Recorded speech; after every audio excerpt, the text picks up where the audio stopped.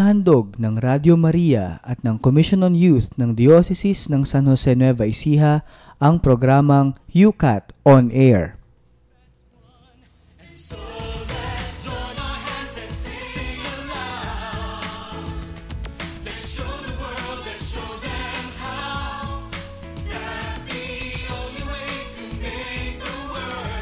Maligayang pakikinig po sa inyong lahat. Ito po ang programang UCAT on Air na sumasahing papawid mula dito sa Commission on Social Communications ng Diocese ng San Jose Nueva Ecija at inyo pong napakikinggan live sa 99.7 FM Tarlac, 101.5 FM Cagayan at 102.1 FM Isabela. Tayo rin po ay napapanood via live streaming sa www.dioceseofsanjosene.com at sa Facebook account ng ating programa, UCAT Study Group at groups@facebook.com. Ito po si Kuya Jomar, ang inyong kayukat ngayong oras na ito. At nagbabalik po sa programang UCAT on Air, si Kuya Richard po na kasama ni Kuya Jomar sa pag-ere sa isang oras na talakayan sa Katisismo ng mga Kabataan. Mapagpalang pakikinig po sa inyong lahat. Welcome back, Kuya Richard. Na-miss ka namin last napanood week. ko yung last streaming ninyo at talagang ako ay pinag-usapan ninyo ng husto. Ayoko sabihin pinagchismisan habang wala ako. Ganun talaga kapag wala yun ang pag-uusapan. Sige po, bago po tayo tuluyang magpatuloy sa ating programa, tayo po muna ay mananalangin na pangungunahan ni Brother Christopher.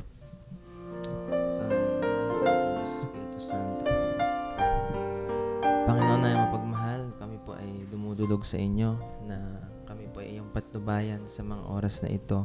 At ganun din po ang mga nakikinig sa aming programa, naway inyo po silang bigyan ng lakas at maintindihan po ang aming programa na UCAT on Air. Amin pong inahabilin sa banal na Espiritu at sa mahal na Ina, nawa po kami ay pagpalain at bigyan ng lakas ng loob upang magpatuloy sa gawaing ito. Ito po hinihiling namin sa ating Panginoong Hesukristo. Amen. Amen. Amen. Sa ngalan ng Ama, ng Anak, ng Espiritu Santo. Amen.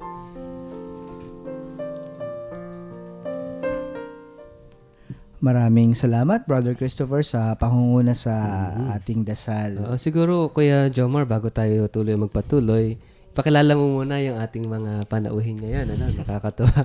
Kasi excited kanina pa siya. Excited. Oo nga. Ngayon pa lang magkapakilala, excited na agad. Hindi, totoo. Nakalimutan ko sa naipakilala. Ngayon, ito po, paumanhin at naipakilala na kanina yung ating nag-lead sa ating panalangin. Pero sige po, magkapakilala po ngayon ang ating mga panauhin sa programang ito. Ako po si by Christopher Alcoba.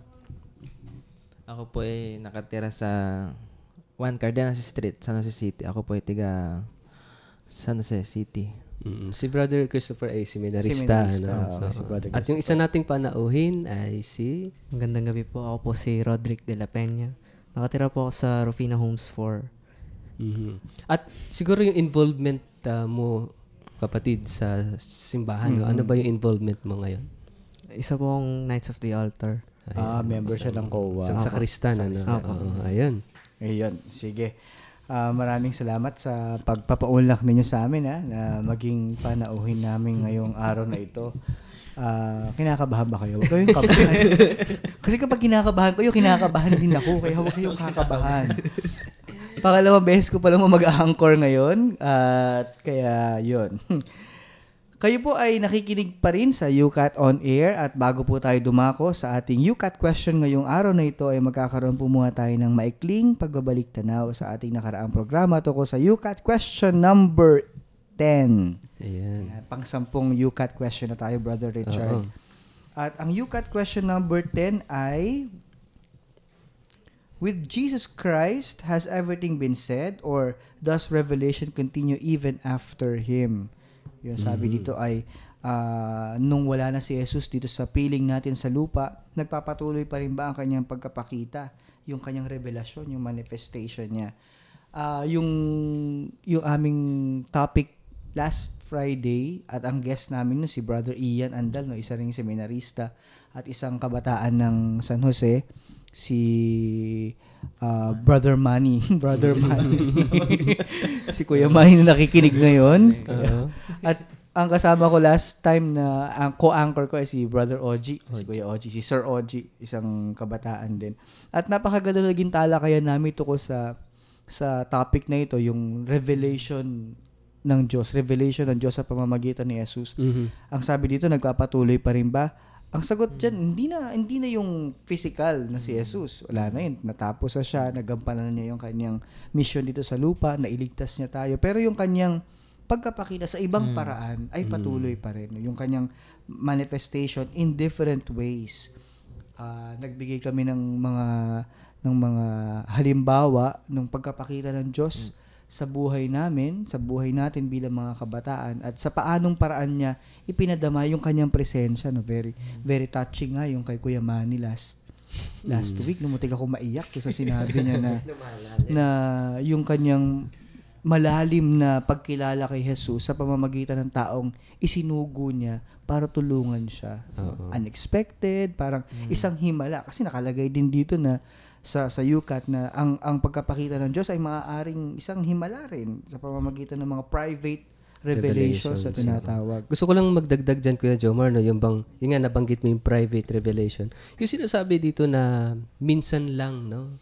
Once and for all. Yung tinatawag na public revelation. Yes. Yung pagpapakilala ng Diyos, yung tinatawag na public revelation. Yung si Jesus mismo na namatay, no? Yung buhay niya, buong buhay niya, yung Paschal mystery niya. Once and for all, isa lang beses. Yung pagkamatay niya sa krus, hindi na mauulit yun. No? Sapat na yun, yung isang beses nangyari. No? At ito nga, yung mga sumunod ay hindi na tinatawag na public kundi mga private revelations. Tulad ng halimbawa, nagpakita si Jesus kay Saint Margaret Alacoque, yung Sacred Heart of Jesus. No? At iba-iba pa. So, kung yung pagpapakita niya. Halimbawa, sa Eucharist. Sa Eucharist, no? Kapag tayo ay nagkakaroon ng malalim na ugnayan sa kanya sa Eucharistia, nararamdaman siguro natin minsan na nangungusap siya sa atin. Yes. So, ang tawag doon ay private revelation. So, yung public, tapos na. Once and for all, sapat na yung ginawa ni Jesus sa Calvary. Okay po. So, yun. At napakaganda na naging topic nga namin na yun na sobrang naging malalim pala yung mga private revelations ni Kristo do sa mga guest ko. Sa personal ko ring pamumuhay bilang isang kabataan. So, yun. Kaya bago po natin basahin ang UCAT question sa araw na ito, so dadako po tayo ngayon sa ating UCAT question, nais ko po muna kayong anyayahan na makiisa sa ating pag-aaral at talakayan ngayong oras na ito. Siguro kayo, Jomar, bago tayo dumako sa UCAT question number 11, siguro ibigay muna natin yung ating cellphone number. Para dun sa mga gustong makibahagi sa ating talakayan ngayon, pwede kayong mag-text, no? Mag-share kayo ng inyong mga personal sharing, mga sagot o insights, opinion tungkol sa ating pag-uusapan ngayon sa UCAT question number 11. Siguro, Kuya Jomar, hayaan mong basahin ko yung yung cellphone number natin. So, ito po, pakikuha na po yung mga cellphones dyan at pakikopya yung ating text number o kaya po pakisulat. Kung kayo may mga ballpen at papel dyan, pakisulat po ninyo ang ating cellphone number. At maganda po na magsulat din kayo, mag-jot down kayo ng notes kayo para sa discussion natin. And then mamaya, i-entertain po natin ang inyong mga katanungan o inyong mga sharing sa ikalawang bahagi po ng ating programa. So, ito po yung ating cellphone number, 0949-159-2309. Ulitin ko po, 0949-159-2309. So, hihintayin po namin ang inyong mga texts. At mamaya ay babasahin natin. Hindi lang yung mga tanong, kundi pati yung mga pagbabahagi nila. Last week, medyo malalalim yung kanilang mga opinion last week. Diba, kahit wala ako, ang dami nag-text. At na-miss ka nila. Kahit po wala si Brother Richard, magte-text po kami. Totoo. Ngayon, lalo na nandito si Brother Richard, kaya mag-text na po kayo. At sa abot na kayong makakaya, ay aming sasagutin ang inyong mga katanungan. Sige po, tayo po ay dumako na ngayon sa ating UCAT question number 11. So, babasahin na po natin. Siguro, pabasa natin kay Kuya. Si Kuya Rodrick ang magbabasa. Rodrick, pakibasa mo nga yung UCAT question number 11. Why do we hand on the faith? Yun. Bakit Napaka-ikli natin- lang ng ating tanong. No? Maganda yan. Bakit natin ipinapasa Ang ang pananampalataya. isinasalin, no? Ang tawag dito sa Latin ay traditio. Yung tradisyon o pagtatransfer, no? Ipinapasa natin. Yes. Sabi dito tawag doon yung pagpapasa natin ng pananampalataya ay siya ring pananampalatayang naipasa rin sa atin. Oo. At bilang mga Kristiyano, hindi tayo dapat nananatili lamang doon sa kung ano yung nagkaroon tayo. Dapat matuto tayong ibahagi ito. Totoo. Sabi dito sa UCAT question number 11, ang sagot ng UCAT is, we hand on the faith because Jesus commands us, go therefore and make disciples of all nations. Uy, ang ganda kasi ito yung tema ng nakaraang World Youth Day sa Rio. That's no? from Matthew At, 28:19. nakakatawa kasi fresh na fresh pa rin from Rio si Kuya Jomar. Isang buong mahigit na. Medyo fresh pa yun. No? Doon po sa mga nakakapuha sa live streaming, siguro makikita niyo, nakaano ako ngayon. Tribute ko to sa sa World Youth Day. Ang usapan kasi namin mga voluntaryos, every 27th and 28, isusuot namin ang aming volunteers t-shirt. At nakakatawa, naka-yellow kayong dalawa. Alam niyo ba, ito ang kulay ng UCAT. No? Oo Diba? nga. Kulay Dapat pala naka-yellow rin ako. Pag Biyernes, yellow tayo. Tuwing biyernes, naka-yellow. Ano to parang ang pinaka-basic na sagot is kasi inutusan tayo ni Jesus. Ito iniutos. Actually, this is a command. This is a marching order na go therefore and make disciples of all nations. At ito with authority, no? Hindi Yes. hindi pakiusap. Sige na, mag-mission kayo. Sige na, pumunta kayo doon. Hindi It's a command. Utos, merong authority, may kapangyarihan, no? Kaya wala tayong choice kundi sumunod Oo. because we obey. We obey Christ, we obey God.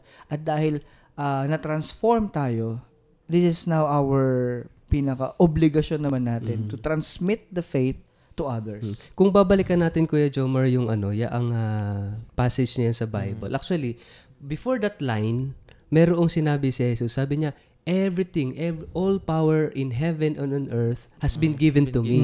Yes. Yun yung pinanggagalingan ng authority. Yes. Na yung kapangyarihan sa langit at sa lupa, ibinigay Binigay na na kay sa Jesus. akin. Binigay At na yung kay kapangyarihang yon ay ipinapasa sa atin, ibinibigay sa atin.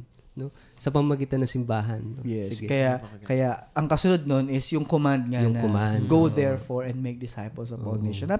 Napaka-simpleng sagot pero napaka-powerful at napaka-malaman para sa atin bilang mga mananampalataya na hindi pala sapat, na sabi dito sa UCAT, no genuine Christian leaves the transmission of the faith exclusively to specialists. Sino yung mga specialists na yun? Mga teachers, mga pare, mga pastors or missionaries.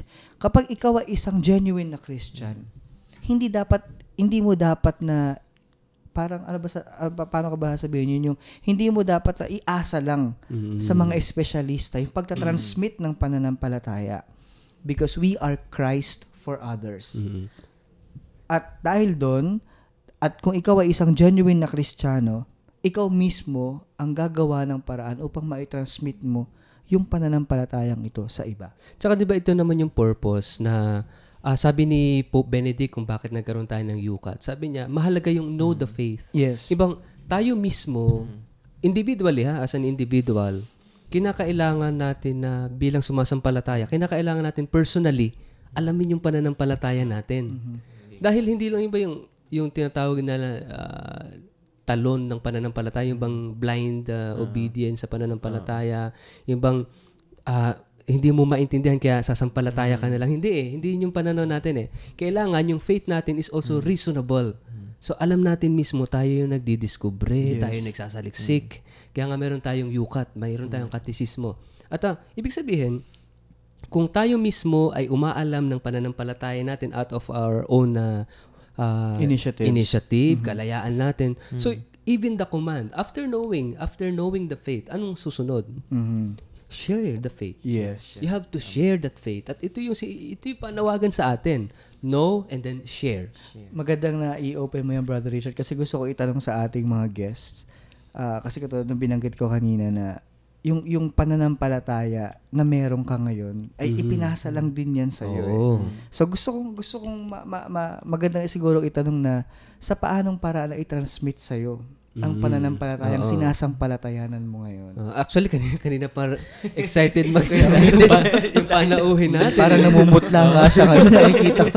Parang nanginginig siya. Kasi malamig dito sa studio. Hindi ko alam kung bakit nanginginig siya. Kaya Oo. gusto kong itanong, sa paanong paraan din sa kay Brother Christopher sa kay Kuya Roderick, sa paanong paraan na i-transmit sa inyo ang pananampalatayang pinanghahawakan ninyo ngayon? Sige, unahin na Natin natin. si Kuya Roderick kasi Kuya nanginginig siya. Roderick, oo. Si Kuya Sige Roderick. po. Honestly sa akin kasi, meron talagang 4 majors na nagpasa ko ng faith. Unang-una yung family. Kasi lahat ng members ng family namin, mula sa kanununuan, Catholic talaga. Walang ibang religion. Second is yung school na pinag-aralan ko, yung institution. I'm from a Catholic school, yung St. Joseph School. Kaya talagang na-nourish din yung faith ko nun. And yung third, yung kapatid ng mother ko, honestly, pari siya.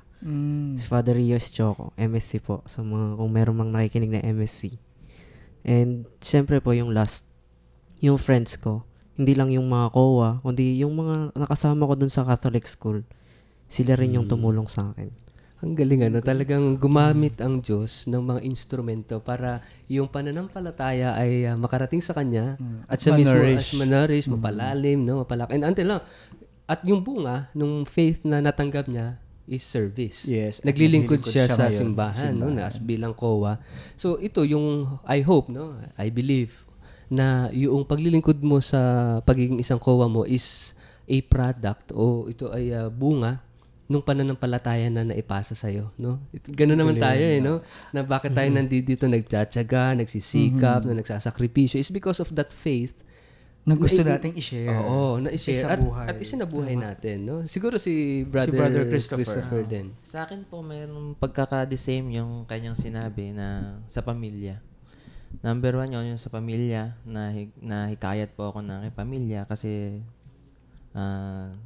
sabi nga nila yung mga tatanda daw nung araw kasi lola ko lagi sa simbahan. So, bata pa kasi ako noon, lagi ako nasa simbahan din. Tapos may kamag-anak akong pare, si Monsignor, si Reverend Father Los Bimiento Saison. At saka si Monsignor Mabutol, kasi Pam Ramos family.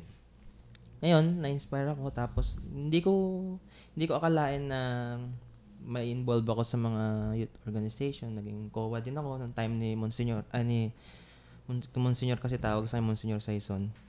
Tapos naging high school ako. Naging member ng MHCC group. Yung parang youth group po yun Tapos yun, discover na yung aking pananampalataya. At yun, na-inspire ako sa isang santo, si Saint Francis of Assisi. Buti hindi ka naging Franciscan, brother. Yun nga. Kasi nga, inakan ko yung kanyang pagkasabuhay kay Kristo, yung laki. Kasi during that time, yung alam naman natin, yung church naging lax noon, time na yun, time niya. Ngayon, siya yung kanyang seal talaga na para talagang to follow the poor, yung talagang paghihirap, So, pag uwi ko sa bahay, yun, tuwan-tuwa ako kasi first time ko makapanood ng Life of Saint Tapos, unang estampita kong binigay sa akin, St. John Bosco. Tapos, Ako, father and teacher of the youth. Tapos, doon din ako natutong magrosaryo. Hindi ko alam kung paano magrosaryo. Tinatawanan ako ng mga kasama kong youth kasi hindi ko alam yun. Doon, natuto ako magrosaryo. Tapos, nung natuto ako magrosaryo, ganun pala yun. Kapag natuto kang magrosaryo, parang gusto mong i-share Hanggang yung buong school na namin, nag-rosaryo na, tuwing 1 o'clock, ganun. Na-observe na namin yun. Tapos na ganun. Isang araw, nagtataka ko lahat dami na nagro-rosaryo. Dami na nagro-rosaryo dun sa aming school. Kaya, nahihirapan yung ibang sekta na pumasok doon sa school namin sa Constancio kasi meron kaming ginawang youth organization na gano'n. Yun po yung yes, napaka So mahalaga rin actually yung mga sinabanggit ni Brother Christopher, yung buhay ng mga santo. Life Actually, of saints. ito talaga konkretong nagsabuhay ng pananampalataya. At yung buhay nila mismo ay buhay na patotoo talaga sa pananampalataya na ipinapasa sa atin. And actually, that is also an invitation for us, no? At isang magandang paraan nga para sa pamamagitan nila, matularan natin sila. Kaya inilalabas yung mga buhay ng mga santo para matularan natin at maging inspirasyon natin sa pagsasabuhay at pagtatransmit din ng pananampalataya. No? Totoo. Bukas, isa-celebrate natin ang paggunita kay San Lorenzo Ruiz. Isang na namang konkreto. Kauna-unahang Pilipinong santo. At isa rin katekista. Isang katekista na nagtatransmit ng pananampalataya. Ako natutuwa kasi dalawang santo na tayo meron at pareho sila katekista. No? Kaya natutuwa kasi sabi nga, isang hamon talaga sa ating lahat ngayon na ang bawat tao, ang bawat Pilipino maging katekista. At lalong-lalo na mga kabataan maging katekista. Transmitter of the faith, no? At sabi dito, hindi talaga exclusive ang pagtransmit ng faith sa mga pare, sa mga teachers. Wala pa tayong santong pare na Pilipino. Totoo. Ang santo natin ay mga laiko na katulad natin, no? Tsaka 'di ba yung pagiging katekista, yung word na katekeo, no? Sabi nga dito, ito yung echo. No, para bang sumigaw ka, hoy, ganun na yung ginagawa natin eh. Pag tayo isang katekista, we re-echo yung pananampalataya. Actually, noon pa lang unang mga discussion natin sa UCAT, first question, second, third, sinasabi natin na ano ba yung laman ng pananampalataya natin na na-discover natin dito is the love of God. No? Yung pagmamahal ng Diyos sa atin. Kasi the whole story of salvation, ang Biblia, for example, ito ay magandang tingnan natin sa konteksto ng pagmamahal ng Diyos sa tao. At ang sinasabi doon, yung pananampalataya natin, ang laman nun nga, yung pagmamahal natin, at kinakailangan natin, laging sumampalataya na mahal tayo ng Diyos.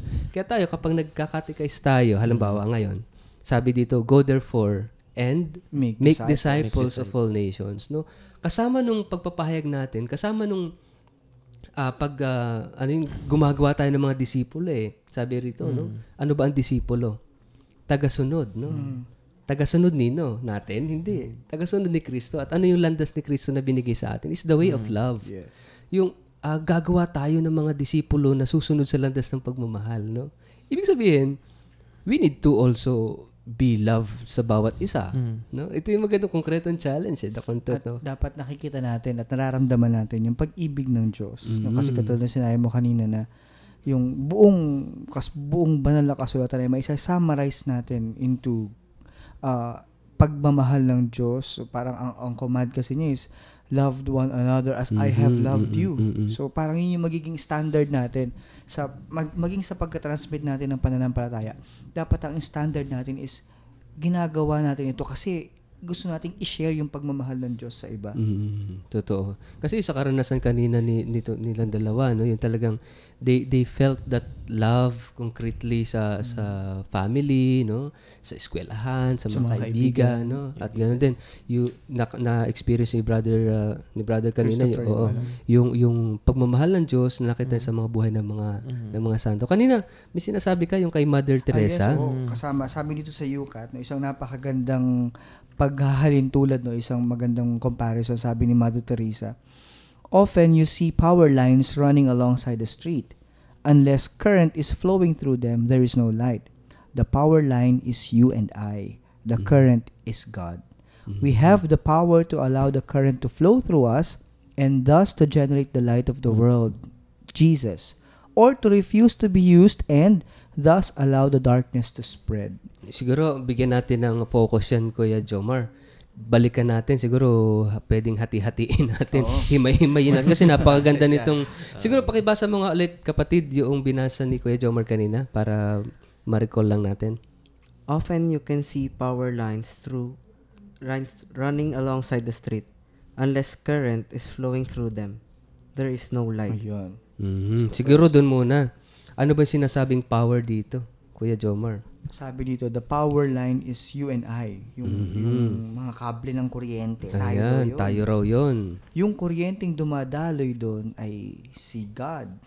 So, tayo ang may kakayahan ngayon na Tayo yung hayaan power line, yung power, yung kuryente ay ang ang Diyos. May kakayahan tayo na hayaan nating mag-flow yun and thus generate light. At siguro hinayaan ng Diyos na tayo ay maging instrumento ng kanyang kapangyarihan, no? Instrumento na kung saan siya ay makikilala sa pamamagitan natin, no? Yung bang para maging mag-generate ng liwanag, no? At ano ba tong liwanag na ito, Kuya Brother Christopher? Diba? Yung liwanag na ito na sinasabi. Siguro yung liwanag na yun, yung ating conversion na yung kasi sa una pa lang tinawag nga tayo na maging banal eh. We are called to become holy talaga. So, yung response natin is also love. Na siyempre may mga kahinaan din ng mga tao. Siyempre, nakikita natin yung mga failures pero deep inside, meron nare-realize natin yung pagmamahal ng Diyos mas mahalaga. Kaya how many times na bumagsak tayo sa mga pagkakataon din natin na alam na nasasaktan natin yung Panginoon, doon tayo nagiging more na mabisang your light of the world, sabi nga eh. Oo. Nagiging yung mabisita. yung isa ring panawagan hamon sa atin ni Jesus, no, yung bang maging liwanag ng sanlibutan. At ito lalo na sa mga kabataan, no, ito yung hamon talaga eh. Maging liwanag at asin ng sanlibutan. So ang sinasabi rito, para maging liwanag tayo, hindi natin kayang yung sarili lang. Yung liwanag talaga nanggagaling sa Diyos. Tayo daluyan lamang, parang conduit ba ang tawag? Conduit. No, yung daluyan ng kuryente para tayo mag-produce ng light. So nanggagaling pa rin sa Diyos, tayo ay mga daluyan, tayo mga instrumento. Kaya dapat malinaw sa atin yun. Ang source natin talaga, hindi Ay, yung ang ating Diyos. sariling kakayahan, kundi ang Diyos. Diyos. Dahil siya yung itinatransmit natin eh. Kaya dapat yung paraan mismo rin ng pagka-transmit, dapat malinis, banal, pure, at honest. No?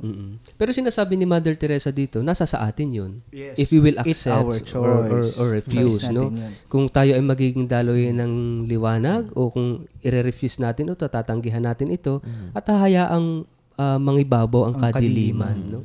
So kaya, napakalaki po. Gustong-gusto ko yung words ni Pope Francis last word. Sabi niya, ang Diyos ay umaasa sa mga kabataan. Ang simbahan ay umaasa sa kabataan. At ang Santo Papa umaasa sa mga kabataan. No?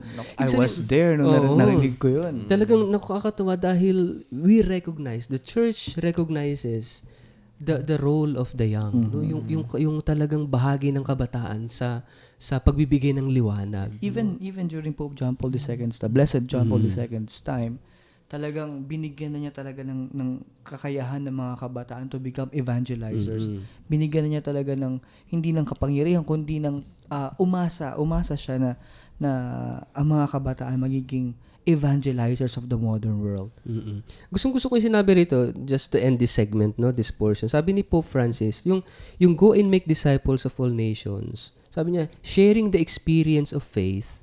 Ibahagi mo yung karanasan mo mismo ng pananampalataya. Kasi tayo, tulad ng na-share nyo kanya, may kanya-kanya tayong karanasan. We need to share it. No?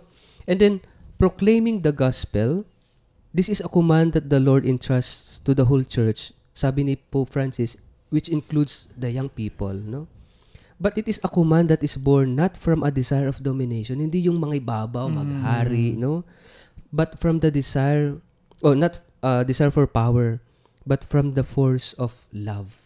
No, it's yung pwersa ng pagmamahal. Ito yung nagtutulak sa atin na humayo at maging disipulo, no? Humayo at mag-evangelize, maging liwanag. So, siguro po, mamaya sa pagbabalik natin, Kuya Jomar, mas palalalimin natin ito. At alam ko na naging mabunga na kaagad ang ating talakayan. No? Saglit pa lang yan. Higit na magiging mabunga ito kapag narinig na natin o nabasa na natin yung mga text ninyo. Kaya, bago po tayo magtapos sa unang segment natin, gusto po nating ulitin ulit yung ating cellphone number. Yung ating cellphone number para po dun sa mga hindi nakahabol, no? Siguro, Kuya Jomar, ikaw na ang magbasa ng Sige cellphone po, number. ito po ang ating numerong dapat yung i-text, 0949-159-2309. Ulitin ko po, 0949-159-2309.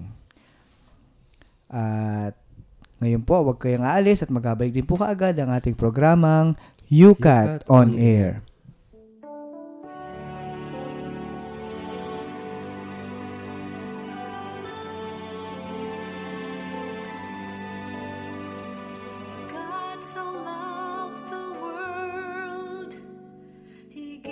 His only Son, Jesus Christ, our Savior, His most precious one.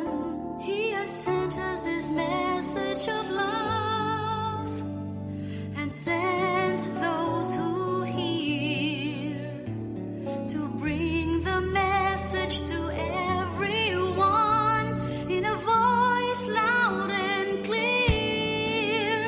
Let us tell the world of His love, the greatest love the world has known.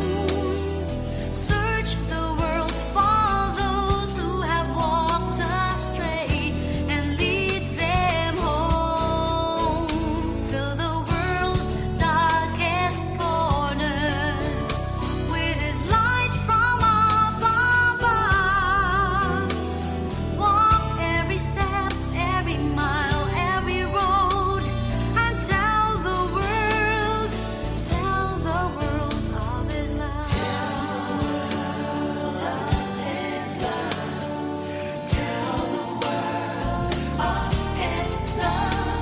Our Lord, our Savior, our King, Emmanuel, Prince of Peace, begotten of the Father's love, born to set us free. Let heaven and earth sing His praises, His righteousness proclaim. Let every heart rejoice in His love and magnify His name. Let us tell the world of His love, the greatest love the world has known. Search the world for those who have walked astray and lead them home. Fill the world's darkest corners with His light from above. Walk every step, every mile, every road, and tell the world of His love. Let us tell the world of His love, the greatest love the world has known. Search the world for those who have walked astray and lead them home. Fill the world's darkest corners with His light from above. Walk every step, every mile, every road, and tell the world of His love. Tell the world of His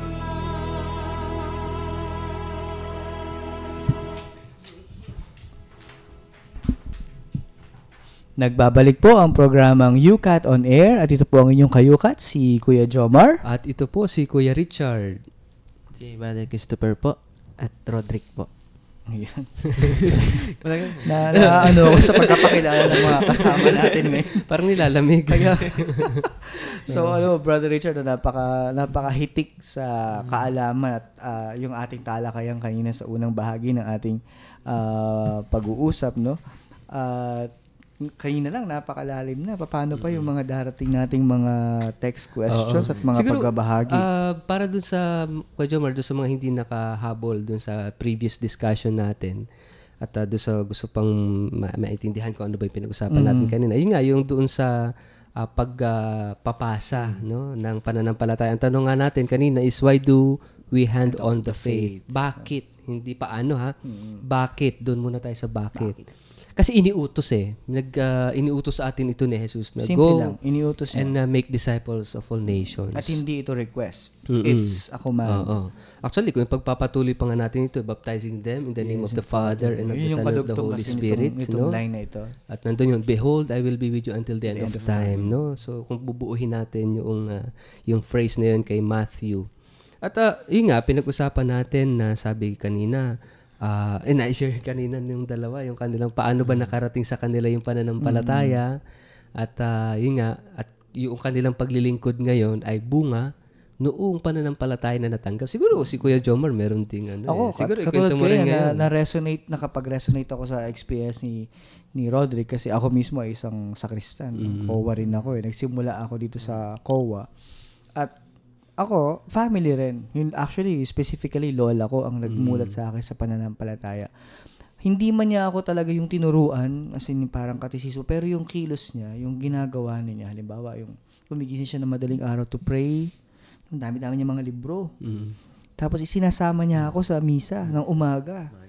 Minsan talagang much to my pag-ayaw kasi sarap matulog, pero gigisingin na niya ako. Unti-unti, namulat ako sa pakikinig ko sa mga homilies. Hanggang sa isang araw, nakita ko yung aking piano classmate na nagsiserve sa altar. Sabi ko ba, magkaklase lang kami sa piano one day, tapos isang araw, doon na siya sa altar. Teka mo, merong inggit factor. Kaya sabi ko, kaya ko rin yung ginagawa niya. At actually, naikwento ko ito nung nakaraan eh. And the rest was history nga. Pagkatapos ng pangyayari. Nakaka-relate ako dyan, Kuya Jomar. Kasi ako rin, Sakristan ka rin. Hindi. yung pagiging seminarista ko ay produkto rin noong aking pananampalataya. At yung pang paghahanap pa, yung pagtatanong pa sa larangan ng pananampalataya. At yun nga, yung pananampalataya na yun na natanggap ko rin ay mas napalalim pa noong pumasok ako ng seminaryo. At yung siyempre sa pagdarasal, yung sa personal relationship with God, no? At ayun nga, yung lola ko rin eh. Actually, naalala ko the earliest experience na nakilala ko yung pananampalataya sa lola ko. Minsan, pag birthday ko kasi, malapit na birthday ko. Ay, happy birthday. I-announce ko ba?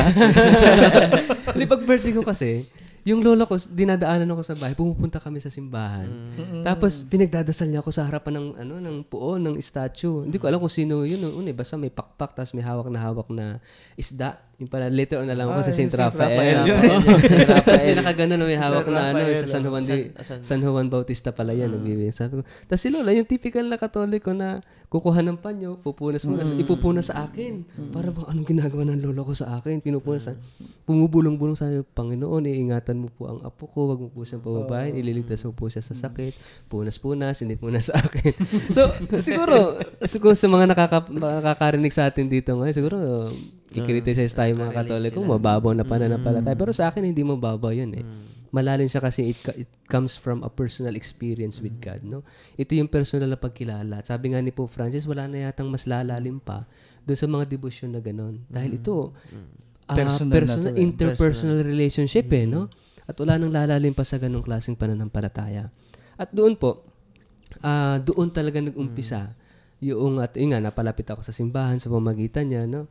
And then hanggang ngayon, buhay pa rin siya, no? Actually, at ako rin. malapit na rin yung birthday ko. At malapit na magkaroon ng katuparan ng mga pinapangarap natin. No? Malapit na ba? Alam na ni Brother Richard, ibig ko sabihin doon. Ako rin, sobrang bunga rin. Katulad na sinabi mo kanina, this is a very concrete na pagkapakita ng pananampalataya. Na bunga ito ng pananampalataya. Bakit tayo nandito ngayon? Bakit tayo nagsasalita para ibahagi sa mga kabataan ito mismong katisismo ng ating simbahan? It's because we want to obey Christ's command to go and make disciples of all nations. Natatawa ko sa sabi mo kanina, Kuya Jomar, kasi mamamatay na yata yung lola ko, hindi pa niya makikita yung bunga na pinagdarasal. Pinagdadasal naman natin lahat yan. Anyway, so yun po, yun yung pinag-usapan natin kanina, yung bunga ng pananampalataya, no? At bakit tayo nagmi-mission is dahil doon nga itutugon natin doon sa paanyaya. Utos hindi na paanyaya. Utos ni Jesus sa ating lahat na talagang humayo at magpahayag, no? Actually, maganda yung salitang humayo eh. Hindi tayo kikilos. Dapat kumilos, may pagkilos tayo. Go. Hindi niya sinabing stay and make disciples of all nations, no? Oo. Actually, yun nga yung hindi stay eh. Yun nga yung sabi rito, yung message ni Pope Francis, di ba? Yung bang lumabas tayo dun sa mga comfort zones natin lumabas tayo dun sa mga, halimbawa, dun sa mga small group sa mga parokya, sa mga movement, sa mga communities natin, at talagang magmisyon, no? Kasi minsan sapat na sa atin, halimbawa, miyembro ako ng ganitong organisasyon, totoo yan. ng CWL, ng alagad, ng apostolado ng panalangin, o kaya kung ano-ano Kung mga youth youth ka, organization. okay na ako sa PYM na nagsasayaw-sayaw Okay na, dyan, ganun lang. mga kanta-kanta. Hindi. That is not the idea. May higit pa, no? Yes. Sa pagiging COA, for example, meron pang higit sa pagiging COA. COA. Meron pang higit na misyon na inaatasan tayo na Hindi gawin. lang basta tumatayo ka dun sa Oo, altar. totoo. Hindi, Exactly. share ka talaga. Sabi ni Pope Francis, yung pananampalataya daw ay isang apoy na lumalago pa at nagniningas, nagliliyab pa, no? At mas lalo pang lumalakas daw yung pagningas na yun kapag ibinabahagi at ipinapasa natin. Kaya mahalagang i-share yung faith na yun Ang galing na analogy tungkol sa apoy, di ba? Kapag hindi mo ipinasa yan, mamamatay yan on it by itself. Pero Totoo. once na ang apoy ay ipinasa mo, lalaki at lalaki yan. So parang, that's the idea. Ganun yung idea ng pag-transmit ng ating pananampalataya. Oo. So siguro, Kuya Jomar, babasahin siguro na ba? ngayon, dadako na tayo Yung sa ating pagbabasa. mga, kasi Nakikita mukhang ko marami nang umiilaw Kaya sigurado ko na Sana lang masagot natin. pwede na tayo magbasa ngayon ng mga katanungan at mga mensahe ng ating mga tagapakinig sa ating topic ngayon. Sige, Kailan yung Brother unang Richard. texter natin, hindi ko maintindihan kasi Ilocano. Pero Naku, hindi rin po ako nagsasalita sino bang marunong ng Ilocano magbasa ng Ilocano? Brother, pwede ba ikaw magbasa ng Ilocano? Kasi Si baka Brother Christopher. mali-mali yung basa ko. Good PM po. Anyati makunam iti kastoy. Kunati Jehovah Witnesses awan kano imperno. Ken awan kano ti karalwa pondo kadi. Pakitranslate nga Parang po. sinasabi niya doon na Bakit Sa- daw? Hindi nagpakilala ang Hindi ating nagpakilala. sa Jehovah's Witnesses daw, parang hindi daw po wala daw pong kaluluwa. Yung imperno parang hindi po pinaniniwalaan, tapos yung wala daw pong kaluluwa na Oo. pumupunta. Actually, hindi natin masasagot ito Oo, kasi hindi tayo kasi- mga Jehovah's Witnesses. hindi ano? po. So, hindi natin alam kung saan yung pinanggagalingan ng pananampalataya nila. Pero sa ating mga Katoliko, malinaw na mayroong impyerno kasi nasa Meron. Biblia Oo. ito. Yes, No? oo. Malinaw na malinaw. At may kaluluwa tayo. Meron. At ito talagang itinuturo sa atin ng bandal na kasulatan na merong buhay na walang hanggan, na merong buhay pagkatapos tayong mamatay. For example, yung sa gospel natin sa darating na linggo, yung kay Lazaro at saka doon sa sa rich man. mayaman. Yung mayaman. Kay Dives ba yan? Oo, na namatay sila pareho. Isang mayaman, isang mahirap. And then saan napunta yung mayaman? Sa Hades. Hades. Sa Hades, sa impyerno. Impyerno. At saan napunta si Lazaro? Sa piling ni Abraham, sa sinasabi sa langit. No? So ito yung katuruan at ito yung nakikita sa Biblia. At tungkol sa kaluluwa, sa simula pa lang, sa Genesis pa lang, hiningahan na tayo ng Diyos at binigyan ng kaluluwa. ng buhay. No? So, malinaw na malinaw ito sa pananampalataya nating Katoliko. So, salamat po dun sa nag-text sa atin. At ito pa po, bakit daw po may mga iba't ibang religion? Ang religion is paniniwala, di ba? Pananampalataya sa paano mo isasabuhay yung pananampalataya mo sa iba't ibang paraan. Tayo bilang mga Katoliko, bilang mga Kristiyano ay naniniwala na si Jesus ang revealed God, ang Diyos na naparito sa atin at sa Kanya tayo sumasampalataya. Actually, dun sa UCAT question number 3, diniscuss na natin ito noon, no? Yung pangatlong question sa UCAT. Sabi rito, ang tanong kasi dun man is, bakit ba hinahanap natin ang Diyos, no? At dito, napag-usapan natin dito na yung, sabi rito, maganda yung sagot po sa UCAT natin. Sabi dito, kinote niya yung kay San Agustin. Na sinabi ni San Agustin, you have made us for yourself and our heart is restless until it rests in you. Yung puso daw natin ay hindi mapakali hanggat hindi ito nananahan sa Diyos. At itong longing na ito, we call this longing for God, yung paghahanap sa Diyos, ang tawag dito religion. At may maganda pang paliwanag dito. Sabi rito sa UCAT question number 3, doon sa side comment, no, doon sa paliwanag, we can understand the religion generally to mean a relationship to what is divine. Yung relasyon sa something greater than us, no? Yung bang paniniwala na meron pang higit na sa akin. May above. At ito yung relationship na ito, no? what is divine, ang tawag dun ay religion. A religious person acknowledges something divine as the power that created him and the world, on which he is dependent and to which he is ordered. He wants to please and honor the divinity by his way of life. No? Naniniwala tayong there is something greater than us. At itong greater than us na ito, ang siyang nagpapatakbo ng buhay natin, siyang lumikha sa atin, siyang pinagmulan natin. At yung tugon natin sa Kanya is to please that divine, no? Sa pamamagitan ng buhay natin, no? Sa paggawa ng mabuti, no? Sa paggawa ko ano ang tama, at sa paggawa ko ano ang kalooban ng divine na yon, no? Bakit may iba't ibang religion? Kasi nga po, naghahanap tayo. Part na ng pagkatao natin na naghahanap tayo ng something greater. Halimbawa, yung bakit hindi tayo masatisfy sa buhay. Lagi tayong may hinahanap sa buhay, may hinahangad sa buhay. Siguro karanasan din siguro ni Kuya Roderick ito, ni Brother Christopher. Karanasan nating lahat ito na may hinahanap tayo sa buhay. Itong hinahanap natin ito, yung longing na ito, walang katapusan. One after another, itong paghahanap na ito. And then we come to a point na we realize na ano ba talagang hinahanap ko? Di ba? Walang ubos eh. Kasi human nature kasi. At yun yung something divine. At yun nga, hinanap itong something na ito na hindi talaga makapuno sa sarili sa iba't ibang pamamaraan. No? Sa iba't ibang panahon. Kaya meron tayong iba't ibang umusbong at iba't ibang relihiyon At iba't ibang dahil paniniwala. doon sa paghahanap na yon. So yun po. So sana po ay kahit paano ay nasagot natin itong katanungan na hindi nagpakilala. Sumunod po.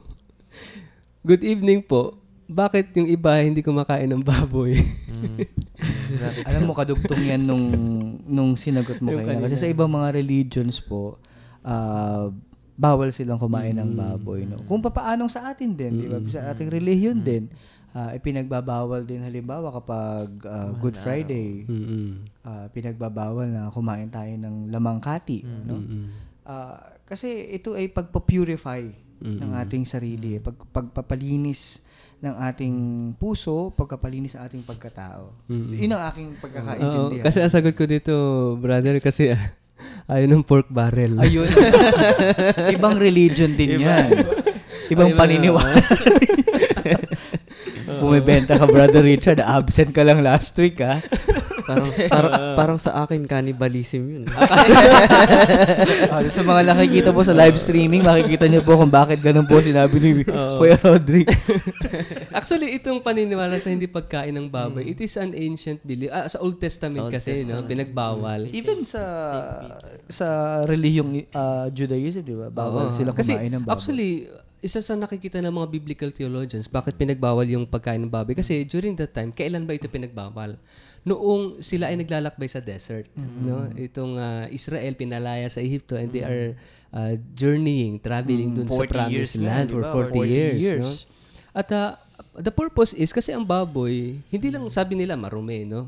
Kasi ang baboy kasi 'di ba mataba. So hindi siya healthy sa paglalakbay sa desert kasi napakainit ng desyerto and then kakain ka pa ng puro taba, no? So yun, tumitingin yung ating technician sa atin Matakihin sa puso. Ayan, Pero sa New Testament, 'di ba, na naginip nga si San Pablo dito, 'di ba, yung maraming mga pinagbabawal na hayop na bakit four-legged animals. Pero at saka may sinabi si Jesus na na napaka very striking sa akin. Sabi niya na hindi ang pumapasok sa bibig ng tao ang nagpaparumi sa kanya, kundi yung lumalabas. Kaya kumain ka man ng baboy kung hindi naman niya na magpaparumi sa'yo talaga. Kundi ko ano yung lumalabas sa bibig mo, yan ang nagpaparumi sa tao. Oo. At saka sinasabi rin, di ba, na I just forget, siguro i-research natin yan, yung ba sinasabi sa Bible na ang lahat naman ay nalinis na ng dugo ni Kristo. Yes. No? At yun nga, kasunod nun, yung lumalabas talaga. And then, ibig sabihin lahat ng nalinis na, no, ng dugo ni malinis Kristo. Lahat na yun. Oo. So, talaga ang question dito is yung morality natin. Yes. No? Halimbawa, ano ba yung lumalabas sa bibig natin, yung pamumuhay natin. Ano? Hindi lang sa bibig, kundi yung pagkilos mo. Ang sarap-sarap po kaya ng ng steak, o kaya naman. Ako hindi ako kumakain ng palaka. Pero hindi yan bawal sa relihiyon ko. Hindi ako kumakain ng palaka. Ito pa, good evening po. My question is, how long the distance between the Old Testament and the New Testament? Thanks, no? Hindi ko alam. Actually, ito nga, yung dapat po una wag nating tingnan ang Biblia bilang isang historical na libro kagaya ng ano.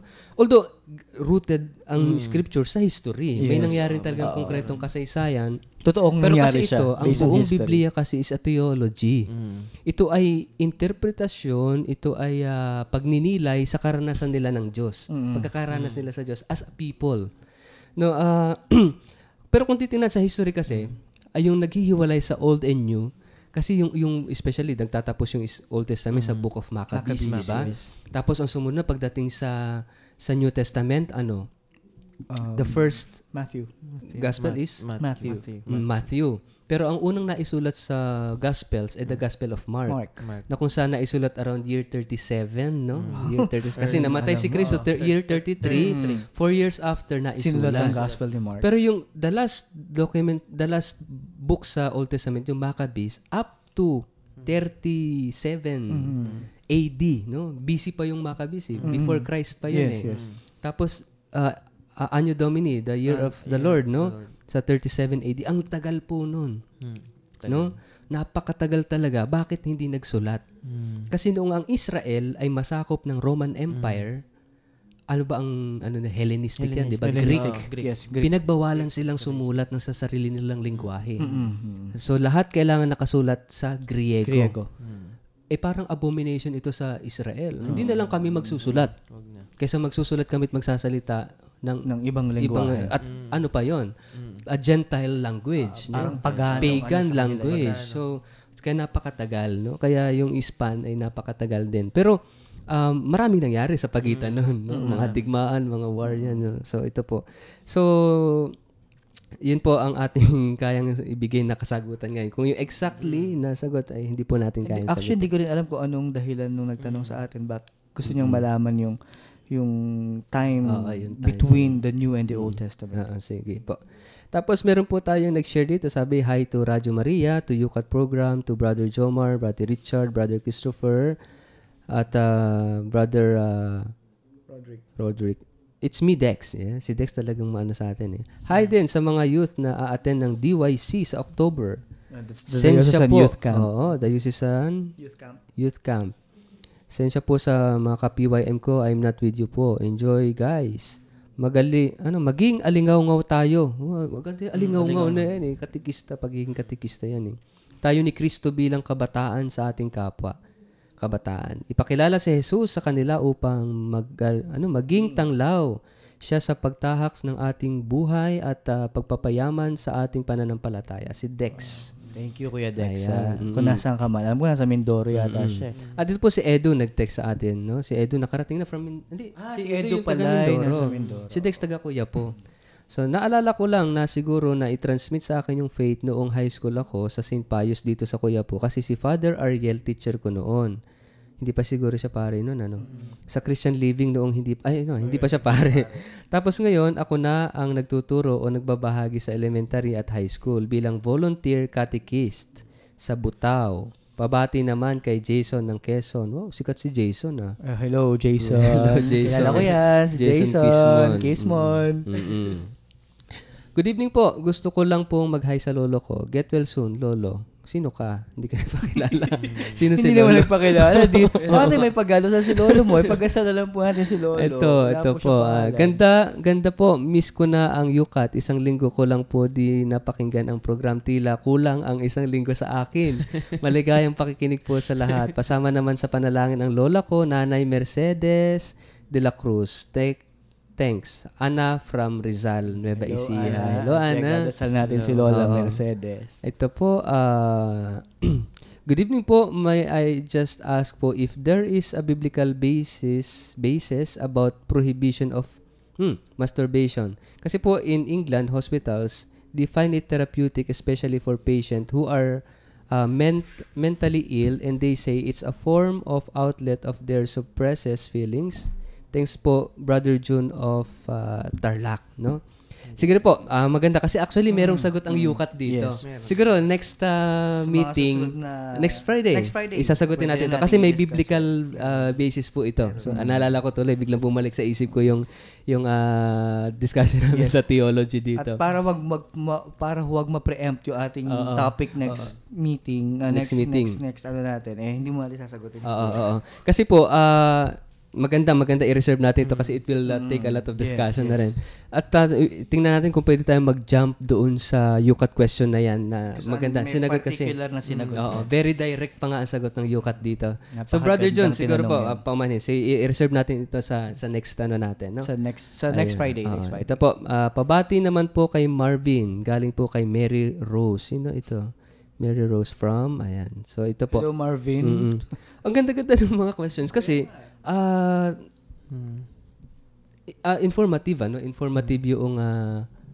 informative yung ating mga questions, kaya lang sinisinyasan na naman tayo ng ating technician. Ubos na lang yung oras natin. Ang bilis naman pala ng oras natin. Sungit-sungit. Kasi maraming salamat po sa mga kayukat natin na nag-text at nagpadala ng kanilang mga tanong at opinion tungkol sa ating buhay pananampalataya. We appreciate them. Ang dami. Salamat po. Ito may mga nagte-text pa. Sorry po, sa susunod na po na pag-air natin mababasa Yes, at yung wag ibang po kayong mga questions aalis po ninyo. at magbabalik din po kagad ang ating programang UCAT on Air.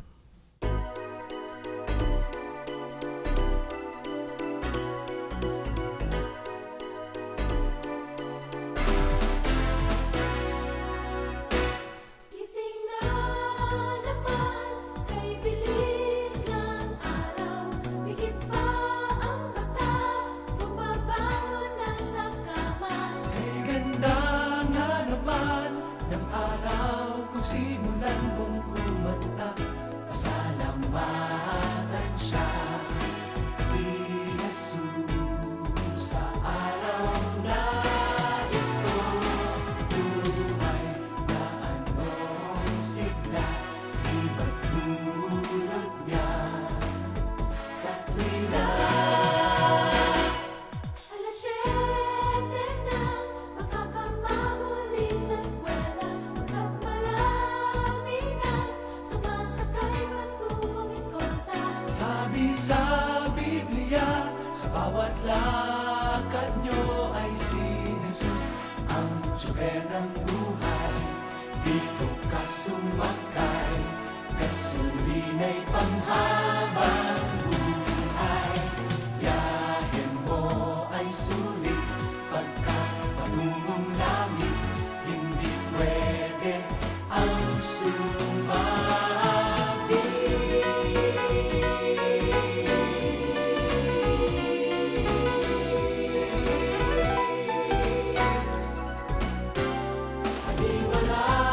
Paniwalaan nyo, ito'y tungkol kay Kristo.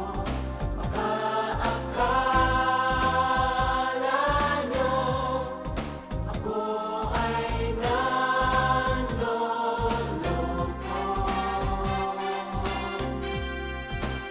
Si Jesus, hindi siya sinungaling, sa kanya to nanggaling. Ito ang tanging niyang layunin. Siya ang tsuber ng buhay. Dito ka sumakay, kasulina'y panghabang buhay. Siya ang tsuber ng buhay.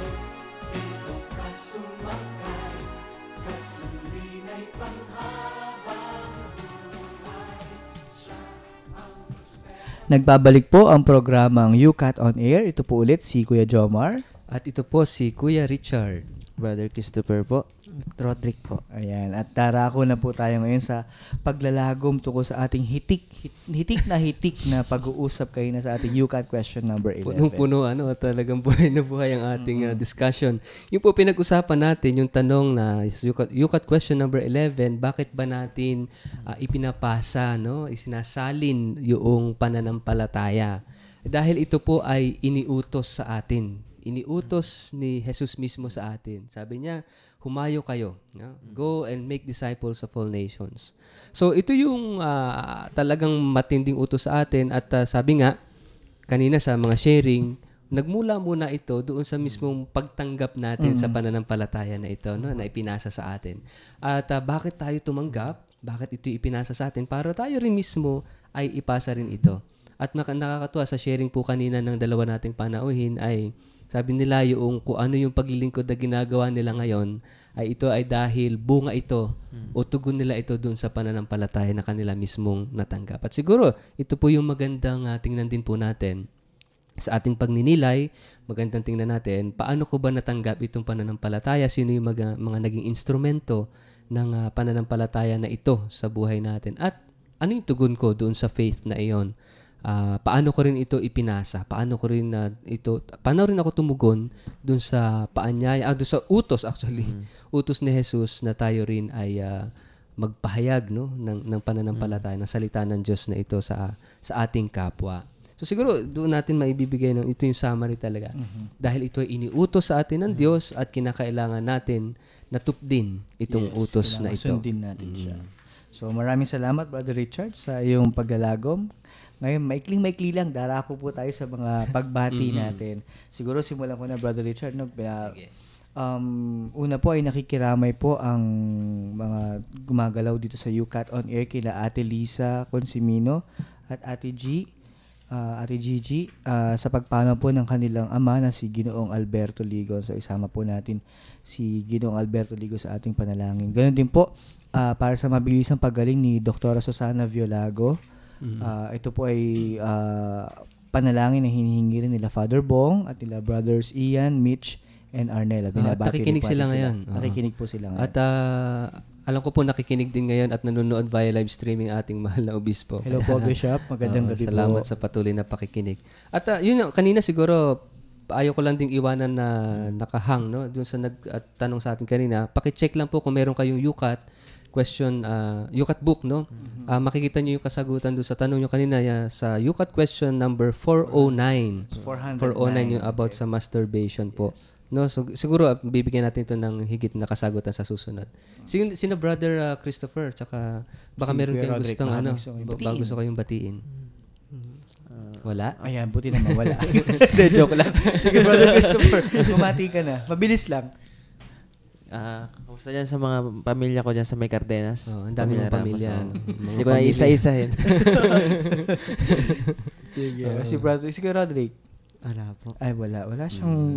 Sa lahat ng mga tagapakinig natin. No? Sa mga COA at PYM ng Cathedral, hello. Sa mga sponsors natin, hello ka na Tita Baby, sa Balmeo family, and doon din po sa ating family ko na nakikinig at nanonood via live streaming. Sa ating mga technicians at volunteers. Hello, maraming at sa lahat po ng bumubuo ng Board of Trustees sa Young Catholic Movement. Ayan na. Next meeting, next week, pag-usapan natin yung Young Catholic Movement na yan. Saka sa lahat ng volunteers ng social communication. Yes. At maikling-maikli lang po, muli po, ni-remind ko ito last week, sa September 30 po ang deadline ng submission ng ating pre-registration form para sa Diocesan Youth Camp next month. So, September 30 na po. Sa DCY office po magsasubmit. Okay. So, yun. Ngayon po, tatapusin po natin ngayon ang ating mabungang talakayan sa pamamagitan po ng isang panalangin.